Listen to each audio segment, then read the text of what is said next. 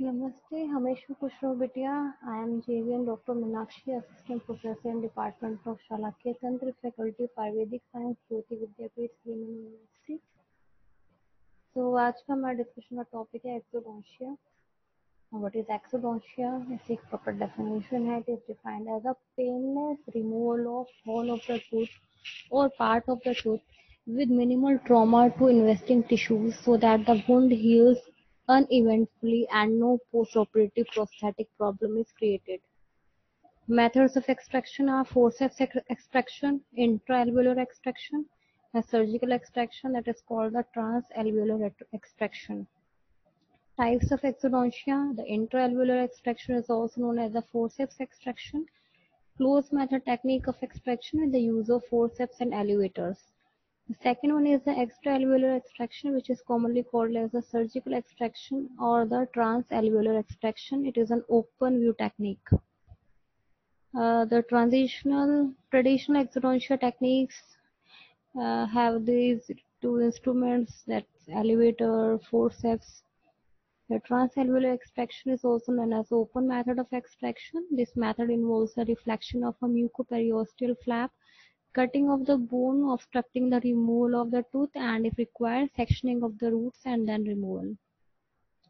Indication of intra-alveolar extraction is a severe caries, severe periodontal diseases, failure of endodontic treatment, orthodontic purpose, prosthodontic purpose, teeth from fracture line, economically failure to preserve the tooth.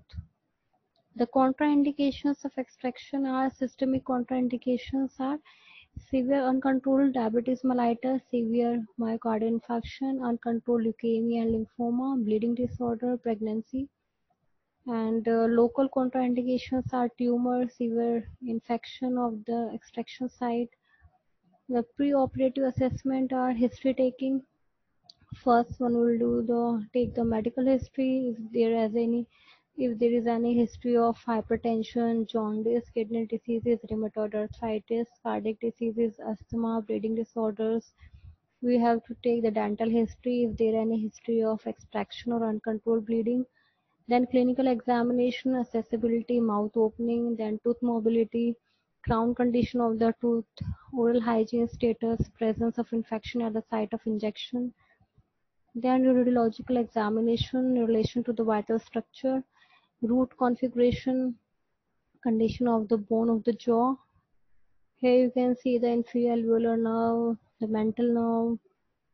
Surgeon preparation, wear of hand gloves, mask, eyewear with side shield, surgical gown, sterilization of the above mentioned materials. Patient's preparation, first one prophylactic antibiotics are given, then prophylactic mouth cleansing, then scaling, polishing, brushing, rinsing with antiseptic mouthwash, placement of a towel on the patient's chest, eyewear.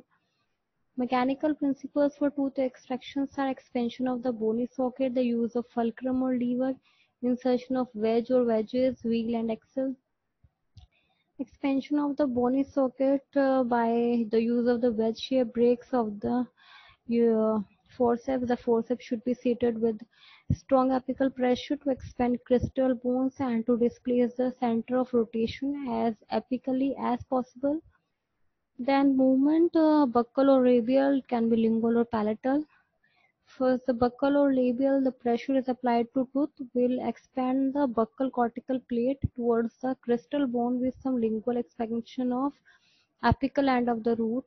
The second, the lingual or palatal, the pressure will expand the lingual cortical plate at the crystal area and slightly expand the buccal bone at the apical area.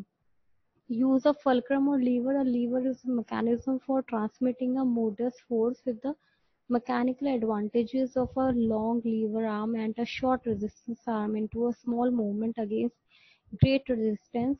When an elevator is used for tooth extraction, an acquired contact point can be made on the root surface and a lever can be applied by the handle of the elevator to elevate the tooth or a tooth root from the socket. Here is an image of the lever.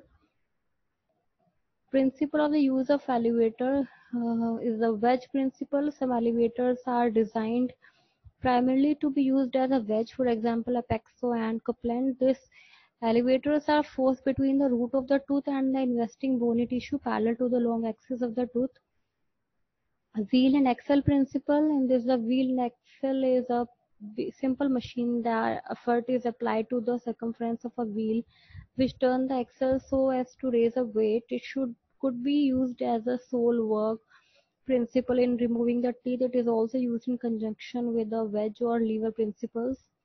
Aftercare, irrigation of the socket with normal saline or the other antiseptic solution, curettage of the socket to remove bony fragment and granulation tissues, breakdown of the bony sharp edge of the socket word and the interradicular bone, squeezing of the socket, mouth rinsing with antiseptic solution once, then suturing if required, then last moist gauze pack to prevent the hemorrhage. Post-extraction instructions are the patient should be advised to firmly bite on the gauze piece placed on the extraction of socket for a minimum of half an hour after the extraction. The reason is this helps in stabilization of the clot in the socket. Second, the patient should be advised not to rinse his mouth vigorously for the next 24 hours. Mouthwash should be avoided on the first day. Reason being this may cause dislodging of the clot from the socket.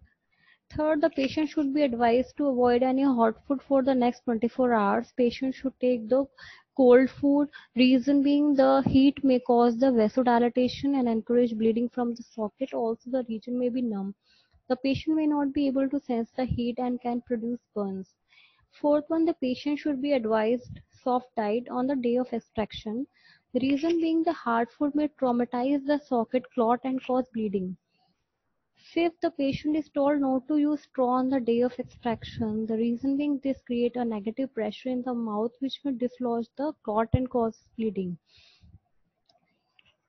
Sixth, the warm saline water rinse and gentle brushing should be advised for the next day. Reason it is very important to maintain good oral hygiene. This should be stressed repeatedly. The patient should brush normally from the next day and also supplement it with warm saline water rinses which help to prevent infection. Next, the anti-inflammatory analgesics should be prescribed. Reason being any extraction procedure is followed by some amount of pain and inflammation. Analgesics help to keep the patient comfortable and pain-free during the healing period. So thank you so much. This session is powered by Digital Version 2.0 Jyoti Vidyapeeth Women's University. Hope you are satisfied with my digital session. If you have any query, please mention in the comment box. I will resolve it. Namaste, हमेशा खुश रहो बिटिया. I am JV and Dr. Meenakshi, Assistant Professor in Department of Shalakya Tantra, Faculty of Ayurvedic Science, Jyoti Vidyapeeth Women's University. आज हम discuss करेंगे other primary headaches.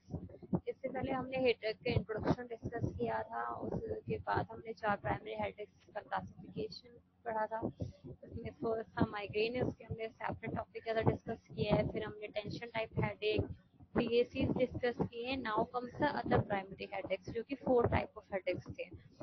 ठीक, इसमें आते हैं आपके हेमिक्रेनिया continua.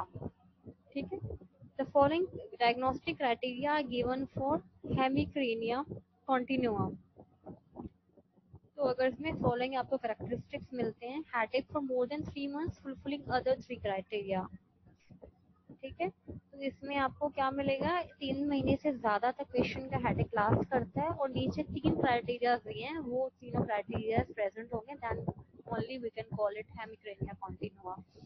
All of the following characteristics related pain without side shift. ठीक है, तो पेशेंट को हेमिक्रेनिया है मतलब half part of the head is affected और उसमें एक तरफ ही पेन होगा और साइड शिफ्ट नहीं होती. अगर राइट साइड में है तो राइट साइड में ही उसको 3 महीने से ज्यादा पेन होता रहेगा, या अगर लेफ्ट साइड में है तो लेफ्ट साइड से में ही पेन होता रहेगा. Daily and continuous without pen free period.